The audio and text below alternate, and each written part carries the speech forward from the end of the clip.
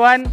I am Engineer Patrick Bordado, Quality Assurance Associate diri sa Premier Heavy Equipment.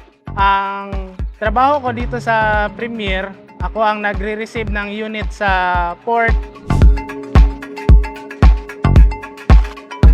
nagkakandak ng equipment receiving report, at supervise din ako sa pag-prepare ng mga unit.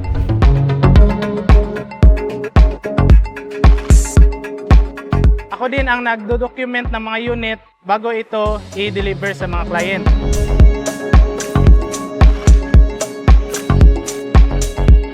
Nagkakandak din ako ng post-assembly inspection at pre-delivery inspection para masigurado na fully operational at in good condition ang mga unit bago i-deliver sa mga clients. Sa 4 months na pagtatrabaho ko dito sa Premier, thankful ako at nadagdagan ang skill set ko. Natutunan kung paano ang tamang pag-operate ng mga sunny heavy equipment.